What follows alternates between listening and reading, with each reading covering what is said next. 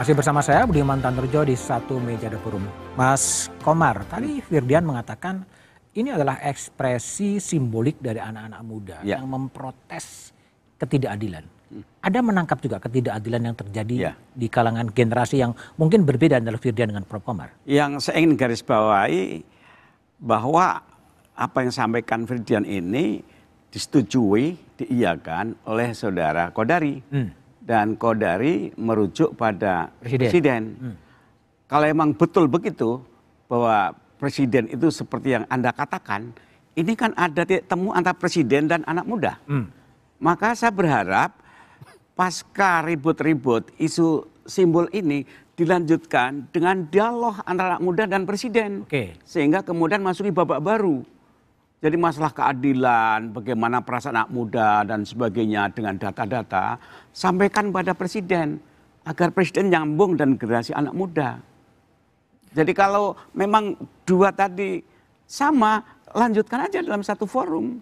Tapi kan dulu presiden pernah mengatakan ingin bertemu dengan kelompok inisiator Indonesia Gelap. Karena bagi presiden Indonesia cerah. Tapi nggak kejadian juga pertemuan. Kita tagih saudara Kodari, dia kan KSP. Ya, jadi saya ingin kalau Anda menyatakan bahwa ini sama, ya saya minta forum ini pada saudara Kodari, agendakan presiden ketemu anak-anak muda. Bung Kodari, gimana? Komar mengatakan Anda sebagai KSP kemudian memperantarailah presiden bertemu dengan anak-anak muda yang mewakili gelap kah, menjadi one piece kah atau apa gitu? Pertama poin saya adalah bahwa sebetulnya yang disuarakan oleh Firdian itu sama dengan yang dikerjakan oleh Presiden Prabowo. Ya, soal kemudian apakah pesan atau pekerjaan dari presiden itu ditangkap atau tidak oleh Firdian itu kan hal yang lain lagi. Nah itu dulu yang penting. Nah apakah kemudian bisa ketemu atau tidak ya nanti saya sampaikan. Namanya juga staf presiden kan menyampaikan kan. Iya nanti kita sampaikan. Tentunya menyesuaikan dengan kegiatan-kegiatan dan aktivitas-aktivitas lainnya. Tetapi saya tidak menutup ruang kemungkinan itu. Mengapa tidak? Kan beberapa waktu yang lalu presiden kan ketemu secara sangat terbuka dengan teman-teman pemimpin redaksi toh. Oh iya. Jadi menurut saya sih dengan belajar dari pengalaman itu sebetulnya bukan mustahil hal itu bisa terjadi. Dan memang presiden sangat-sangat memahami pentingnya peran anak muda untuk menuju Indonesia ke depan, khususnya Indonesia 2045. Karena memang generasi inilah yang akan sekarang membawa panji-panji perjuangan bangsa Indonesia menuju 2045 itu. Baik. Saya tunggu realisasi itu dan itu secara politis. Jangan tunggu realisasinya Mas. Kalau realisasi di luar kemampuan saya. Saya kan menyampaikan pesan dan permintaan, ya kan? Bukan saya yang bisa mengabulkan permintaan itu. Karena saya bukan presiden. Usman, perlu ada dialog lintas generasi dengan Firdian CS dan teman-teman generasi muda dengan presiden atau para pembantunya, kan generasi jauh banget itu sebetulnya. Ya, dia di lintas generasi, lintas aktor, lintas sektor, hampir keseluruhan dialog itu sangat dibutuhkan saat ini. Dan kita harus ingat bahwa tantangan yang dihadapi Indonesia ini juga dihadapi oleh banyak negara lain. Inggris baru 100.000 orang kehilangan pekerjaan, Indonesia 70.000 orang menurut Serikat Buruh kira-kira bulan Mei kemarin. 2 hari lalu saya baca Al Jazeera, 44 juta anak muda kesulitan mendapatkan pekerjaan. Ini di luar dari 7 juta pengangguran yang disebut Firdian tadi. Belum lagi masyarakat miskin yang sekarang mulai mengeluh karena bantuan sosial tampaknya akan dihapus misalnya. Dan kalau itu benar dihapus, paling tidak ada ratusan ribu orang yang akan terkena dampak. Benar. Tapi pajak dinaikin. Pajak dinaikin misalnya di berbagai sektor. Yang paling parah di Pati itu kan 250%. Nggak masuk akal sama sekali gitu. Nah, kebijakan-kebijakan yang seperti ini perlu didialogkan. Dan itu sebabnya setiap kali ada kebijakan yang tidak melibatkan dialog masyarakat, pasti mendapat penolakan. Yang terbaru misalnya RUU TNI, menjadi undang-undang TNI, itu banyak penolakan. Undang-undang Cipta Kerja, undang-undang apa lagi? Undang-undang KUHP, undang-undang KPK. Jadi kalau sebuah kebijakan didialogkan, setidak-tidaknya aspirasi yang berkembang di masyarakat bisa diperhatikan. Dan yang kedua, masalah yang dihadapi masyarakat bisa diatasi. Misalnya supir truk tadi, apakah supir truk itu masih mengalami pungutan di lapangan? Di Tanjung Priok dia nggak usah jauh-jauh, di Jakarta Utara. Kalau masih, kenapa? Bagaimana itu bisa dikatakan merdeka para supir truk itu kalau mereka masih belum dibebaskan dari pungutan itu. Kan simbolnya One Piece ini sebenarnya deklarasi kemerdekaan, deklarasi kebebasan, baik keadilan sosial maupun kebebasan politik. Dan mereka ingin mengajak semua orang untuk melepaskan diri dari kekangan. Tapi dengan gambar yang lucu ya.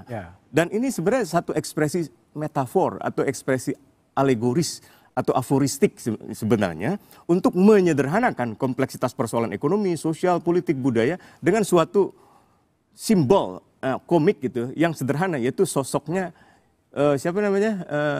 Luffy dari kru Mugiwara ini kan, kru bajak laut yang baik hati. Ini bukan bajak laut yang jahat, ini bajak laut yang baik hati seperti Budiman dan Bibio.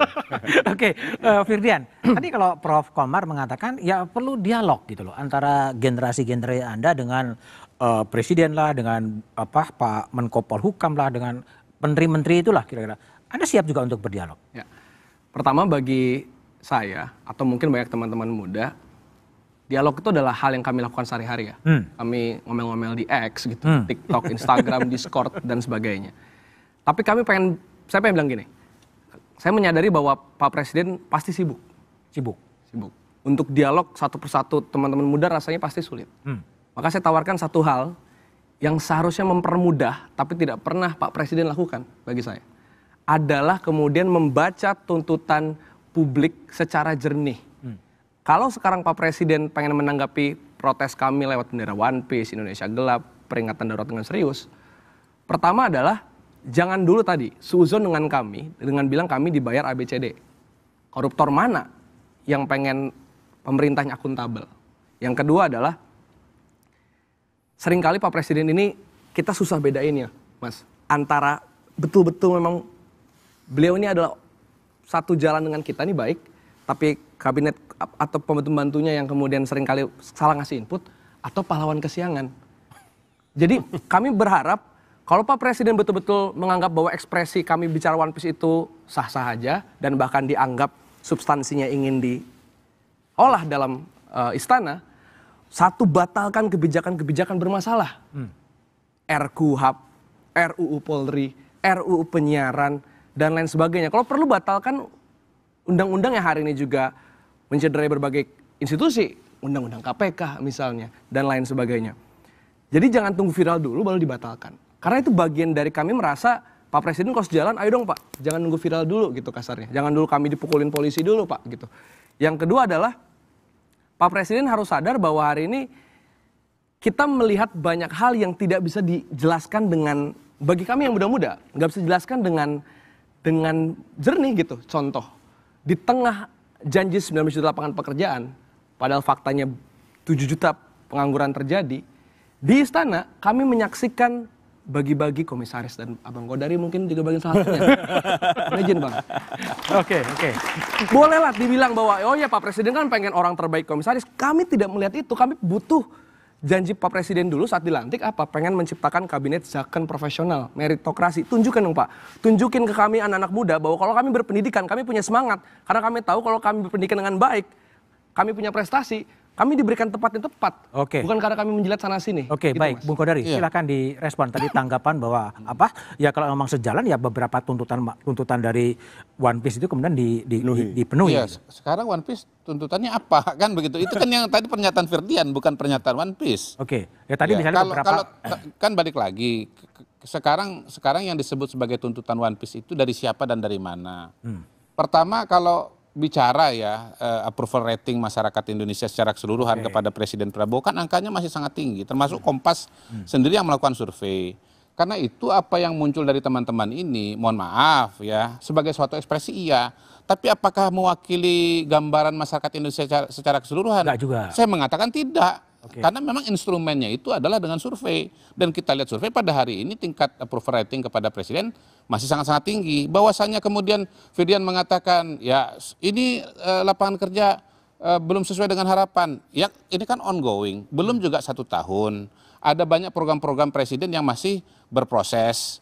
Seperti misalnya Kementerian Perumahan. Kementerian Perumahan itu kalau betul-betul bisa berjalan dengan baik akan menggerakkan banyak sektor ekonomi. Sekarang belum ya? Pada hari ini ya setahu saya ya menterinya itu berusaha untuk mencari sumber-sumber pembiayaan agar target 3 juta rumah itu pembangunan dan renovasi bisa dilakukan.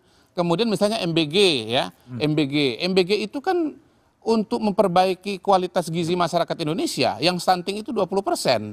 Nah, pada hari ini yang jalan baru 2.000. Kalau presiden maunya nanti November berjalan 30.000 SPPG gitu. Balik lagi kalau bicara presiden, semua keinginan presiden itu adalah untuk kebaikan masyarakat Indonesia, untuk kemajuan kualitas masyarakat Indonesia. Nah, soal apakah kemudian akan diperbaiki atau tidak, atau ada staf yang tidak mampu, ya tunggu waktunya dong. Jangan bisa waktu kan, tunggu waktunya lah. Iya, kita perlu waktu juga, kasih kesempatan sama presiden lah melakukan evaluasi. Jadi memang ada fenomena One Piece sebagai protes publik kepada pemerintah. Lalu yang jadi pertanyaan, di mana sebetulnya posisi partai politik? Kita bahas setelah jeda berikut ini.